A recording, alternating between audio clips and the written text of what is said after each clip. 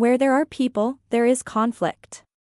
Teams, no matter how united, face disagreements over ideas, priorities, or decisions. The difference between a high-performing team and a struggling one often comes down to how conflicts are handled. Enter the Thomas-Kilmann Conflict Mode Instrument, TKI, a simple yet powerful tool for understanding conflict behavior. It doesn't just classify conflict as good or bad. Instead, it shows that conflicts can be approached in different ways, depending on the situation, and leaders who master this can turn tension into progress. What it is and how it works. The TKI framework identifies 5 conflict handling modes based on 2 dimensions. Assertiveness, how much you try to satisfy your own concerns. Cooperativeness, how much you try to satisfy others' concerns. By combining these dimensions, we get 5 distinct approaches to conflict. Competing, high assertiveness, low cooperativeness. Collaborating, high assertiveness, high cooperativeness. Compromising, moderate assertiveness, moderate cooperativeness. Avoiding, low assertiveness, low cooperativeness. Accommodating, low assertiveness, high cooperativeness. The beauty of the model is its situational nature, no single style is best. The right mode depends on context, goals, and relationships. The 5 conflict modes explained. Let's break down each mode in detail, with typical scenarios and strengths. Competing. What it looks like, a my way or the highway approach. Decisions are made quickly, often by those in authority. When to use it, in emergencies, when unpopular but necessary decisions must be made, or when defending key principles. Risk can create resentment if overused, as others may feel ignored or undervalued. Collaborating. What it looks like, a win-win approach where everyone's concerns are explored to find a creative solution. When to use it, for complex problems where buy-in and long-term commitment are essential. Risk, time-consuming. Not ideal when deadlines are tight.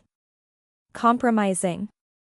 What it looks like, each party gives up something to reach an acceptable, if not ideal, solution.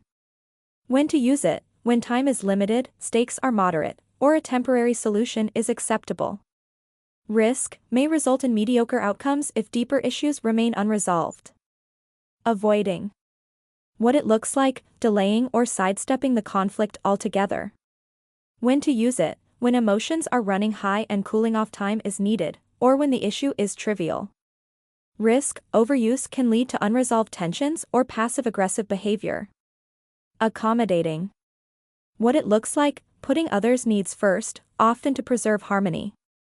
When to use it, when the issue matters more to the other person, or for maintaining relationships in low-stakes situations. Risk can breed frustration if one's own needs are constantly sacrificed. Practical application for teams and leaders. For leaders, the TKI is more than theory, it's a decision-making toolkit. Here's how to use it effectively. Diagnose the situation first. Is this a high-stakes decision? Do you have time for collaboration? Is team morale at risk? Match the mode to the moment. For urgent deadlines, competing or compromising might work. For long-term strategy, collaboration shines. Avoid extremes. Always competing leads to burnout. Always accommodating leads to disengagement. Balance is key. Use collaboration strategically. It builds trust and innovation, but should be reserved for issues worth the time and energy. Coach the team on modes. Help team members recognize their default style and develop flexibility. The real power comes when teams can intentionally switch modes based on context rather than reacting emotionally. Pros and cons of the TKI model. Pros. Simple and easy to remember. Encourages situational awareness rather than one-size-fits-all thinking. Balances task achievement with relationship management. Useful for both leaders and individual contributors. Cons. Doesn't provide a step-by-step process for resolving conflicts. Leaders must interpret context themselves. Can oversimplify complex interpersonal issues. Risk of labeling people, you're an avoider, rather than focusing on behavior in context. Key takeaways for business leaders. Conflict isn't the enemy, unmanaged conflict is. Effective leaders adapt their conflict style based on stakes, time, and relationships. Teams that master multiple conflict modes become more resilient, innovative, and decisive.